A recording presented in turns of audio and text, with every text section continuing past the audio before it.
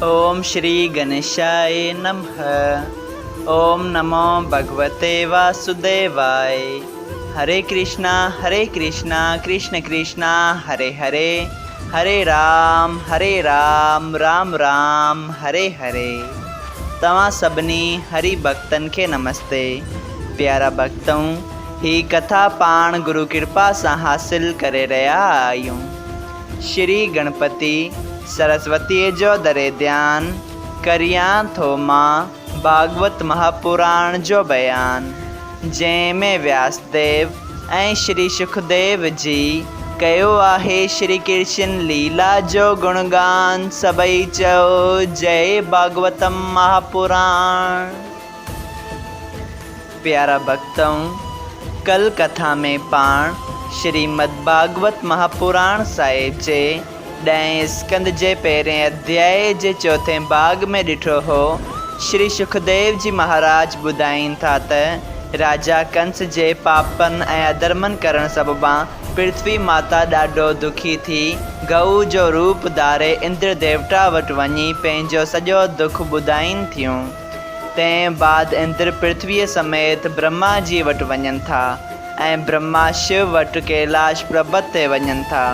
तॾहिं शिव जी चवनि था त पृथ्वीअ जो दुख दूर करण वारो सिर्फ़ु स्वयं श्री नारायण भॻवान आहे। तंहिं करे हू सभु गॾिजी खीर सागर ते अची हथ ॿधी वेनती कनि था ऐं भॻवान प्रसन्न थी उन्हनि खे चवनि था त तव्हां सभु वञी गोकुल वृंदावन ऐं मथुरा में जनम वठो। मां उते अची पंहिंजी बाल लीला कंदसि ऐं तंहिं बाद वञी कंस खे मारींदसि ऐं कंस खां पोइ सभिनी अधर्मी राजाउनि खे मारे हिन पृथ्वीअ तां पाप जो ख़ात्मो करे पंहिंजे भक्तनि खे सुख ॾींदसि। सभई चओ जय श्री कृष्णा।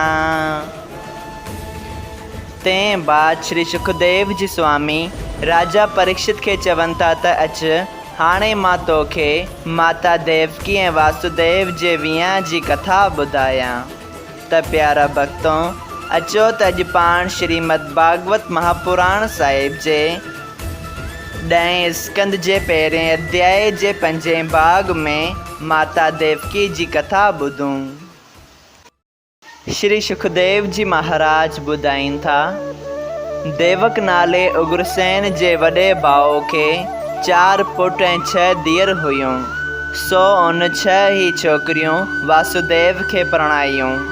जॾहिं देवकी नाले 7हीं धीउ उन खे पैदा थी, तॾहिं देवताऊं ॾाढा ख़ुशि थिया ऐं राजा उग्रसेन खे कंस ऐं ॿिया 10 पुट पैदा थिया।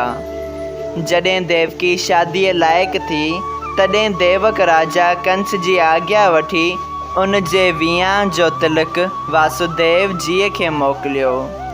जॾहिं सूरसेन वासुदेव जे पीउ तिलक वठी ॾाढी धूमधाम सां मथुरा में वासुदेव खे विहांउ कराइण आयो, तॾहिं राजा कंस पंहिंजे पीउ चाचन ऐं फ़ौज खे साण वठी ॼाञियुनि जी अॻुवाणी करणु वियो ऐं ॾाढे आदर भाव सां आणे खेनि रहायो। वासुदेव खे मांडवीअ में आणे दस्तूर मूजिबि देवकीअ जो विहांउ उन सां कयो ऐं 15,000 घोड़ा, 4,000 हाथी, 1,800 रथ, 400 बानियूं ऐं घणा कपिड़ा वग़ैरह शयूं दाज में ॾेई ॼाञियुनि खे ॾाढे आदर भाव सां रुख़सत कयो। जॾहिं कंस वासुदेव ऐं देवकीअ जो रथ हकिलींदो मथुरा खां ॿाहिरि निकितो, तॾहिं ही आकाशवाणी थी, ए कंस, तूं जंहिंखे ॾाढी ख़ुशीअ सां पहुचाइण वञी थो, तंहिंजे 8हें गर्भ जो 8हों ॿारु तुंहिंजे मारण वारो पैदा थींदो। इहा आकाशवाणी ॿुधी कंस डप खां डिॼणु लॻो ऐं घोड़े जी वाघ हथ मां किरी पयसि ऐं वीचार कयईं त कहिड़ो बि खणी अज़ीज़ हुजे, पर पंहिंजी साह खां ज़्यादा प्यारो त न आहे। उन करे देवकीअ खे हाणे ही मारे छॾियां, छो त न इहा हूंदी ऐं न उन जो 8हों छोकिरो मुंहिंजे मारण वारो पैदा थींदो। इहो वीचार करे कंस रथ जे अंदरि गिरी वियो ऐं देवकीअ खे वारनि खां गिहले हेठि लाथाईं ऐं तरार कढी क्रोध सां ॾंद कुरटींदो चवणु लॻो, जंहिं वण मां ज़ेर जहिड़ो फल पैदा थिए तंहिंखे अॻे ई पार खां उखारणु घुरिजे। जॾहिं उहो वण ई न हूंदो तॾहिं मंझास फल कहिड़ी तरह उभरंदो। उन करे हींअर देवकीअ खे मारे छॾियां त बेखुटको थी राज करियां। इहो ॿुधी जेके माण्हू उते हुआ से सभई चिंता में भरिजी रोवण लॻा, पर राजा कंस जे डप खां कंहिंखे मजाल न हुई जो को कुझु चई सघे। तॾहिं वासुदेव वीचार कयो त राजा कंस खे अज्ञान सबबि पाप ऐं पुञ जो वीचार कोन्हे। हिन वक़्तु मुंहिंजे कावड़जण सां देवकी जा प्राण बची न सघंदा, तंहिं करे धीरज धारण ठीकु थींदो। छाकाणि त जॾहिं दुश्मन ज़बरदस्त गुस्सो करे तॾहिं धीरज धारे उहो वक़्तु बचाइणु घुरिजे। जहिड़ी तरह थधो लोह गरम लोह खे वढींदो आहे, ठीकु तहिड़ी तरह सब्र करण वारो आदमी वक़्तु वठी पंहिंजे दुश्मन खे जीतींदो आहे। प्यारा भक्तों, इहो वीचार करे वासुदेव राजा कंस जे साम्हूं हथ जोड़े वेनती कई, ए पृथ्वीनाथ, दुनिया में तुंहिंजे बराबरि ॿियो को बि बलवान ऐं प्रतापी कोन्हे जो तव्हांजी बराबरी करे सघे।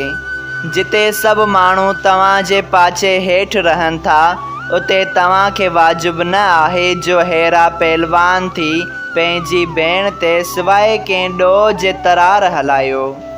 स्त्रीअ खे मारण जो वॾो पाप आहे। अहिड़े पाप कंदड़ जूं केतिरियूं ई पहिरियों नरक में पवनि थियूं। जॾहिं आदमी ईअं ॼाणे त मां कॾहिं बि न मरंदसि तॾहिं पाप करणु वाजिबु थी सघनि था, पर जॾहिं दुनिया में जेको बि पैदा थियो आहे सो हिकिड़े ॾींहुं ज़रूरु मरंदो। जेतोणीकि पाण जीअरे रहण जे वास्ते घणेई तजवीज़ूं कंदो त बि ही काया कंहिं बि तरह सदाईं क़ाइमु रही नथी सघे। जवानी ऐं राज बि कुझु कमु नथो अचे, फ़क़ति जस ऐं उपजस दुनिया में वञी रहे थो। जेकॾहिं अरब खरब धन जा हुजनि ऐं उभरंदे खां उलंदे ताईं राज हुजे त उहे कहिड़े कम जा आहिनि जॾहिं आख़िर मरी वञणो आहे। ही ॻाल्हि ॿुधी राजा कंस चयो, ए वासुदेव, तो बि आकाशवाणी त ॿुधी हूंदी, तंहिं लाइ का तजवीज़ अॻु में करणु घुरिजे जीअं मां न मरां। जे मां अॼु देवकीअ खे न मारियां त मुंहिंजी इहा चिंता लहंदी ई कीन। उनखे मारे मां तुंहिंजो विहां ॿी छोकिरीअ सां खणी कंदसि, पर हिन खे मां अॼु मारे बेफ़िक्र थींदसि।